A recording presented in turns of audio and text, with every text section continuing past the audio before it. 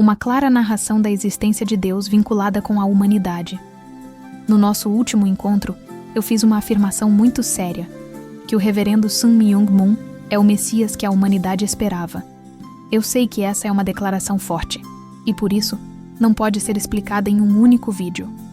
Hoje, vamos começar essa jornada juntos. Vou apresentar as primeiras evidências incontestáveis que ajudam a definir a identidade do Messias da segunda vinda. Fique comigo até o final. Para começar, vamos analisar um fato inegável. Independentemente da sua crença, é indiscutível que o reverendo Moon foi uma das figuras religiosas mais proeminentes e comentadas do século XX. Junto com o Papa, ele foi um dos nomes mais vistos em manchetes de jornais ao redor do mundo. O movimento de unificação, a entidade que ele criou, espalhou-se por mais de 180 nações. Mas essa expansão veio com um preço. Ele se tornou, talvez, o líder religioso mais perseguido da história moderna. A principal acusação? Lavagem cerebral. Milhares de jovens abandonavam suas famílias, faculdades e empregos para se juntar ao seu movimento. Por que isso acontecia? O que havia de tão poderoso em sua mensagem? Para entender o homem, precisamos conhecer sua história. A vida do reverendo Sun Myung Moon foi uma jornada de imensa adversidade. Seu principal ensino era sobre como criar uma relação de amor verdadeiro.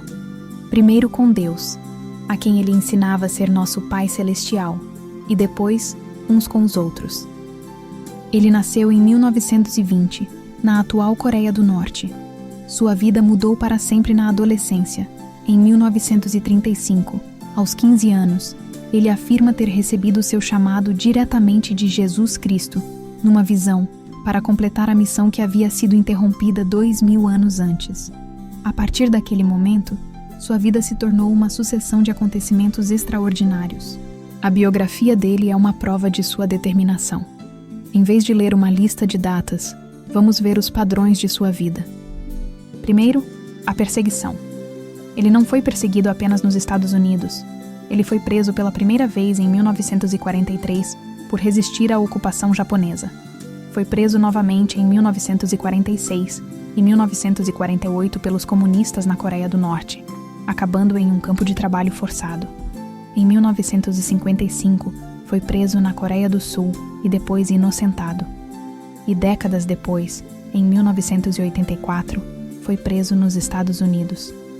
Sua vida foi marcada por prisões em diferentes regimes por um único motivo: sua missão. Em maio de 1946, eu tinha 26 anos. Fui para a Coreia do Norte. Enquanto as pessoas fugiam para o sul para escapar do Partido Comunista, recebi a revelação de Deus e fui para o norte. Comecei a testemunhar e logo as pessoas se juntaram a mim e a igreja cresceu.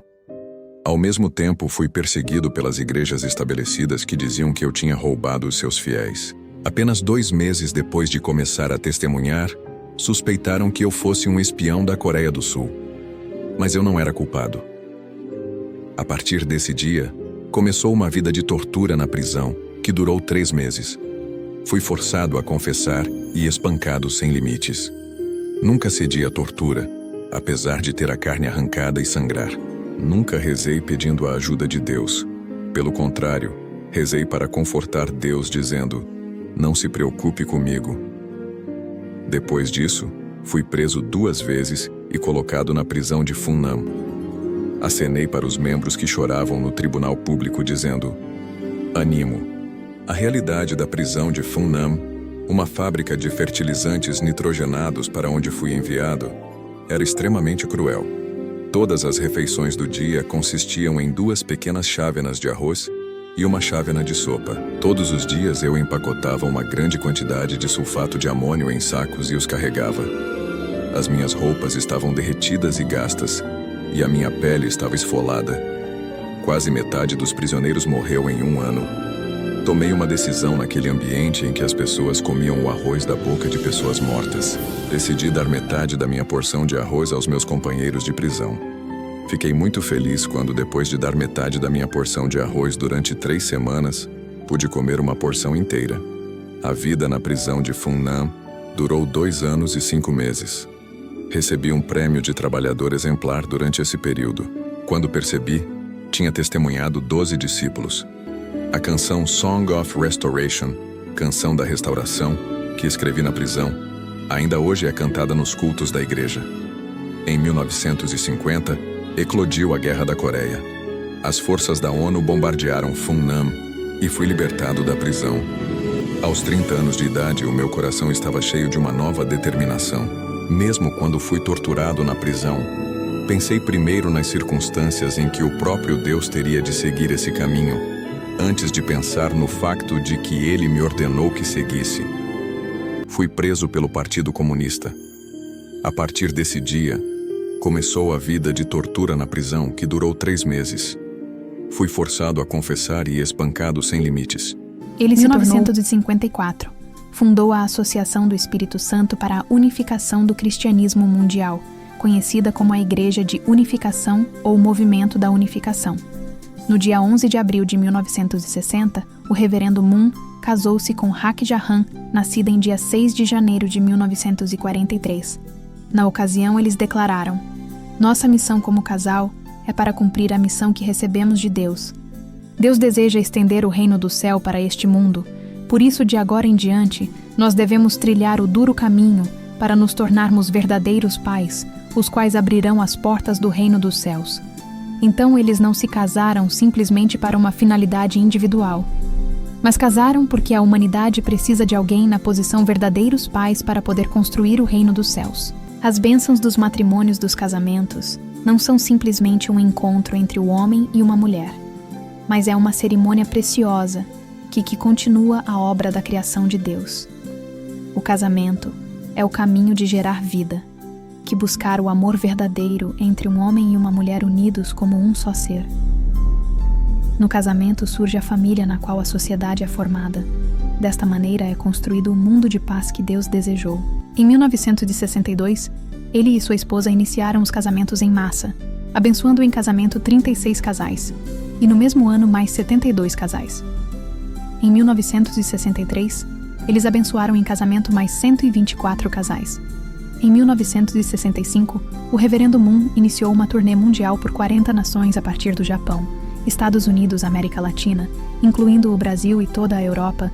Na ocasião, ele se encontrou com o ex-presidente americano Dwight D. Eisenhower e explicou sobre o papel dos Estados Unidos para a realização da paz mundial.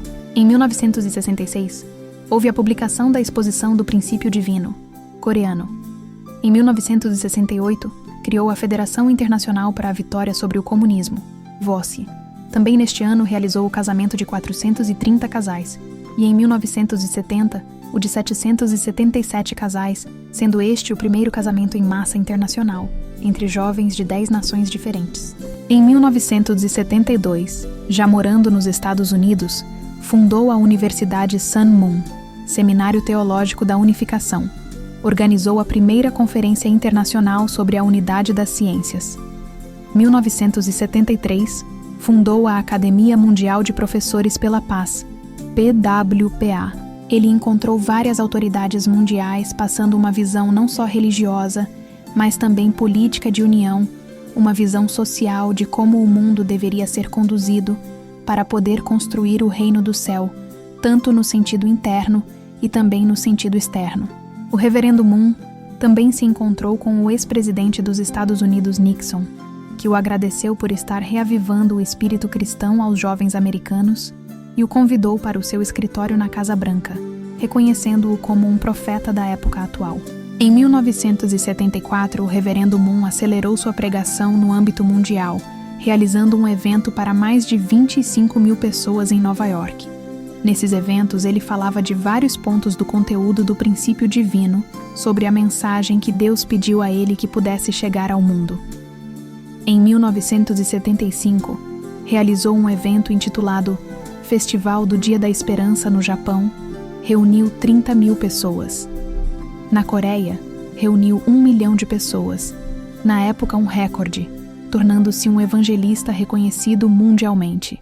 Em Nova York, no Yankee Stadium, realizou mais uma grande convenção em junho de 76, onde reuniu 50 mil pessoas. O reverendo Moon causava um grande impacto na sociedade americana nessa época. A revista Newsweek, em 1976, fez uma reportagem sobre o movimento de unificação liderado pelo Reverendo Moon. Ele, como capa da revista, no dia 18 de setembro de 1976, realizou outro evento no Monumento Washington, onde reuniu mais de 300 mil pessoas. O Reverendo Moon foi a pessoa do ano na revista Newsweek. Além de várias reportagens sobre ele, nos Estados Unidos também foi reconhecido como a pessoa mais influente daquele ano na nação americana. Com isso, podemos ver que ele começou a trabalhar a nível mundial, viajando por várias nações. Ele previu a vitória do presidente Reagan na eleição presidencial do ano de 1980, quando nenhuma empresa americana de pesquisa mostrou chance de vitória do candidato Reagan. Porém, o Reverendo Moon recebeu a revelação de Deus que o próximo presidente americano seria Ronald Reagan.